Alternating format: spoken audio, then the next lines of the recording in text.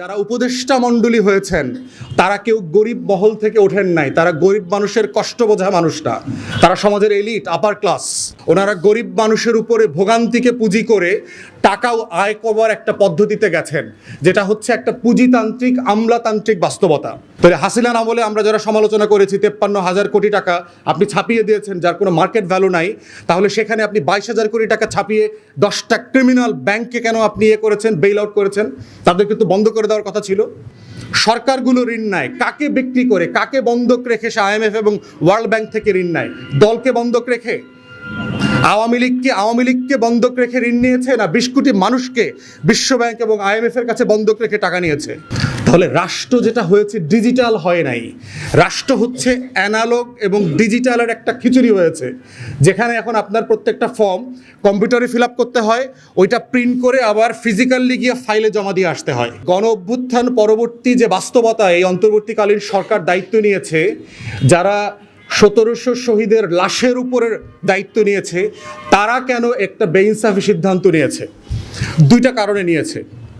একটা হচ্ছে যে তারা গরিব মানুষের, যারা উপদেষ্টা মণ্ডলী হয়েছেন তারা কেউ গরিব মহল থেকে ওঠেন নাই, তারা গরিব মানুষের কষ্ট বোঝা মানুষটা, তারা সমাজের এলিট আপার ক্লাস।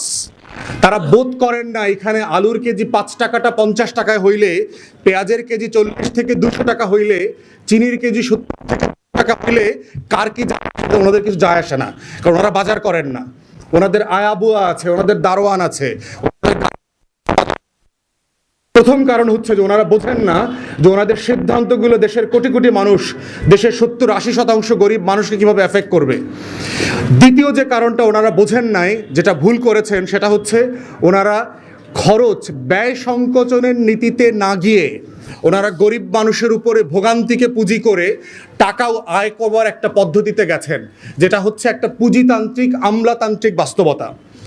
এক্সাম্পল দেই আপনাদের, বারবার ট্যাক্স বাড়ে, বারবার ভ্যাট বাড়ছে, শুল্ক বাড়ছে আমাদের উপরে। আমলাদের সুযোগ সুবিধা কমানোর কি কোনো আয়োজন আপনারা দেখতে পাচ্ছেন?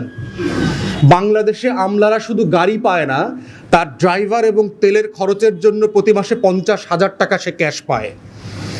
তাহলে আপনি কত সুযোগ সুবিধা দিবেন তাকে?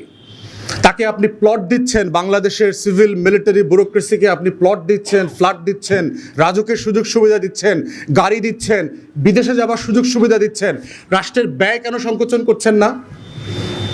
তাহলে আপনি বাজেটে যে আপনার ঘাটতি, আপনি তো ব্যয় সংকোচন করবেন, আপনি খরচ কমাবেন। আপনার উপার্জন যদি কমে যায়, আপনি বাজারে চিন্তা করেন, আপনি ব্যক্তির কথা চিন্তা করেন, জিনিসপত্রের দাম বাড়ছে, আপনার আয় কম বাড়ছে না, আপনি তখন কি করেন? আপনি কি জোর করে ঋণ করে খান, না আপনি খাওয়ার পরিমাণ কমায় দেন, আপনি বাজারের পরিমাণ কমায় দেন? আগে 7 দিনে গরু গোশত খেতেন, এখন 2 সপ্তাহে খান, মাসে একবার খান। আগে প্রতি সপ্তাহে বেলি রোডে গিয়ে সুলতানস ডাইনি খেতেন, এখন আপনি মাসে একবার খাচ্ছেন। তাহলে রাষ্ট্র কেন এটা করছে না? যে আমার উপার্জন নাই, আমার ব্যাংকে টাকা নাই, আমি ঋণ করে, আপনি দেখেছেন ব্যাংকগুলোকে বেইল আউট করেছে, 10টা ব্যাংকে 22,000 কোটি টাকা চাপিয়ে দিয়েছে। তাহলে হাসিনার আমলে আমরা যারা সমালোচনা করেছি 53,000 কোটি টাকা আপনি ছাপিয়ে দিয়েছেন যার কোনো মার্কেট ভ্যালু নাই, তাহলে সেখানে আপনি 22,000 কোটি টাকা ছাপিয়ে 10টা ক্রিমিনাল ব্যাংককে কেন আপনি করেছেন, বেইল আউট করেছেন? তাদের কিন্তু বন্ধ করে দেওয়ার কথা ছিল। আমরা দেখলাম শেয়ার মার্কেটে আপনার ICBকে 3,000 কোটি টাকা দিয়েছে, যার 2,000 কোটি টাকা ICB বিভিন্ন ব্যাংকে শোধ করে দিয়েছে। 33 লক্ষ শেয়ার বাজারি, তাদেরকে টাকা দেওয়া হচ্ছে না কেন? তাহলে আপনি ব্যয় সংকোচনের নীতিতে না গিয়ে, আপনি দেখেন ডেভেলপমেন্ট প্রজেক্ট আমরা বারবার বলেছি যেগুলোর প্রয়োজন নাই, অথবা যেগুলো আমার 2 বছরে দরকার নাই, আপনি এটাকে 4 বছরে ছড়ায় দেন। 4 বছরে ছড়ায় দিলে বাজেটের উপরে প্রেশার কমবে। এই যে অস্টারিটি, যেটা আমরা 2007-8 থেকে সারা দুনিয়াতে দেখেছি, গ্রিস এবং ইউরোপের দেশগুলোতে যে ঋণ ভিত্তিক অর্থনীতি দ্বারায় কিভাবে দেশ কলাপস করেছে, একের পর এক দেশ কলাপস করেছে। প্রোগ্রেসিভ মার্কেট ইকোনমির কথা বলছেন, তারা বলছেন সিঙ্গেল ট্যাক্সে চলে আসেন, customs duty, VAT, tax, excise, এরপরে হচ্ছে ডাইরেক্ট ট্যাক্স, কর্পোরেশন ট্যাক্স, এরপরে হচ্ছে দেখবেন আপনার পোর্টে এখানে সেখানে ট্যাক্সের অভাব নাই বাংলাদেশে, আপনি সিঙ্গেল ট্যাক্সে আসেন। নর্ডিক কান্ট্রিগুলো 40%, 42% ট্যাক্স দেয়। আপনি একবার একটা ট্যাক্স নেবেন এবং সেটা উপার্জনের উপরে ভিত্তি করে। গরিব মানুষ ট্যাক্স দেবে না। গরিব মানুষের জন্য ইনসাফ হচ্ছে তিনি ট্যাক্স দেবেন না, তিনি কাজ করবেন, তাকে রাষ্ট্র সাপোর্ট দেবে। কিন্তু আপনি টিসিবির চালের জন্য যে লাইন ধরে বাজার থেকে না কিনতে পেরে পণ্য কিনছে, তার উপরও আপনি ভ্যাট চাপায় দিচ্ছেন। মানে এর থেকে জুলুম অবিচার আর কিছু হতে পারে না। তাই আমাদের বক্তব্য হচ্ছে রাষ্ট্রকে total tax management, tax law এগুলোকে ওভারহলিং করতে হবে, সিঙ্গেল ট্যাক্সে চলে আসতে হবে। এটা আপনি বাড়ান 20, 22, 15 কত করবেন অংশীদারদের সাথে পরামর্শ করে সেটা করেন, আর কোনো ট্যাক্স থাকবে না। আর গ্র্যাজুয়ালি ভ্যাটকে আপনি যে পার্সেন্টেজে আছে এটাকে কমিয়ে জিরোতে নিয়ে আসেন আগামী 5 বছরের ভিতরে। আমরা সিঙ্গেল ট্যাক্সের কান্ট্রিতে দেখতে চাই। দ্বিতীয়ত হচ্ছে সরকার তাহলে বলবে আমি বাজেট ডেফিসিট কীভাবে ম্যানেজ করব। আপনি ডেফিসিট বাজেট কেন করছেন? আপনার উপার্জন 3.5 লক্ষ কোটি টাকা, আপনি কেন 8 লক্ষ কোটি টাকার ফুটানি করছেন?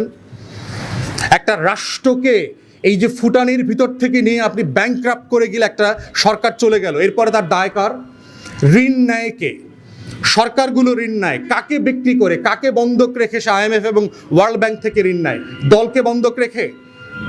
আওয়ামী লীগকে বন্ধক রেখে ঋণ নিয়েছে, না 20 কোটি মানুষকে বিশ্ব ব্যাংক এবং IMF এর কাছে বন্ধক রেখে টাকা নিয়েছে?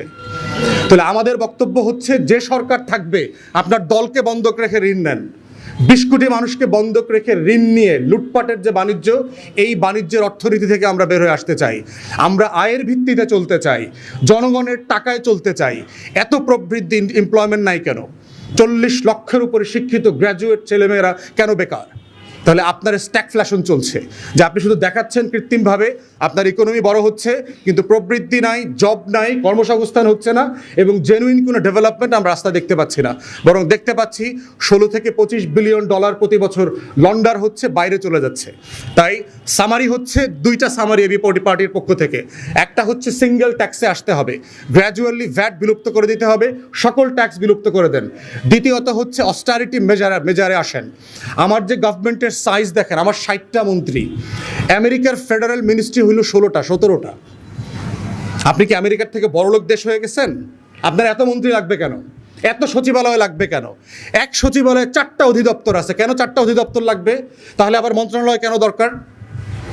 আপনি একই কাজ 4টা ডিপার্টমেন্টকে দিয়ে করাচ্ছেন।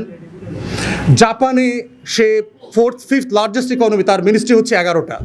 আপনার কেন 60টা মন্ত্রণালয় লাগবে? আপনার অধিদপ্তর, তারপরে অটোনমাস বডি মিলায় রাষ্ট্রের প্রায় 85টা সংগঠন আছে। এত বড় গভর্নমেন্ট তো আমার দরকার নাই। বাংলাদেশের মতো অর্থনীতিতে আমার এর 1/10 ওয়ার্কফোর্স দিয়ে এই রাষ্ট্র চালানো সম্ভব। এবং এটাই হচ্ছে ডিজিটাল বাটপারি, যেটা আওয়ামী লীগ করে দিয়ে গেছে। ডিজিটালাইজেশন মানেটা কি দেখেন, যে অ্যানালগ জমানাতে আওয়ামী লীগ যখন এসছে তখন আমার 12 লক্ষ সরকারি কর্মকর্তা কর্মচারী ছিল, এখন আমার এটা 19 লক্ষ সরকারি কর্মকর্তা কর্মচারী। তাহলে ডিজিটাল হইলে কো কাজের সংখ্যা, ওয়ার্কফোর্স তো কমার কথা, আমার তো 12 লাখ তো 6 লাখে চলে আসার কথা। তাহলে এটা 1.5 গুণ বাড়লো কেন, 19 লাখে গেল কেন? তাহলে রাষ্ট্র যেটা হয়েছে ডিজিটাল হয় নাই, রাষ্ট্র হচ্ছে অ্যানালগ এবং ডিজিটালের একটা খিচুড়ি হয়েছে, যেখানে এখন আপনার প্রত্যেকটা ফর্ম কম্পিউটারে ফিল আপ করতে হয়, ওইটা প্রিন্ট করে আবার ফিজিক্যালি গিয়ে ফাইলে জমা দিয়ে আসতে হয়। এই হচ্ছে বাংলাদেশের ডিজিটাইজেশন যেটা হয়েছে। তাহলে এই ব্যয় সংকোচনের জায়গায় নীতিতে আসতে হবে রাষ্ট্রকে, তা না হলে ঋণ করে ঘি খাওয়ার যে পুঁজিবাদী অর্থনীতি এবং লুটপাটের অর্থনীতি চালু হয়েছে, এই অর্থনীতি থেকে দেশ বের হয়ে আসতে পারবে না। আমরা অন্তর্বর্তীকালীন সরকারকে বলছি, গরিব মানুষের কোনো ট্যাক্সের লায়াবিলিটি থাকতে পারবে না। অবিলম্বে এই যে 65টা সার্ভিসেসের উপরে এবং পণ্যের উপরে যে আপনারা শুল্ক বাড়িয়েছেন এবং আরোপ করেছেন, সেটা অবিলম্বে উঠায় নিতে হবে। এবং আপনারা আয়ের পথ খোঁজেন, ব্যয়ের পথ খোঁজেন, লুটপাট বন্ধ করেন।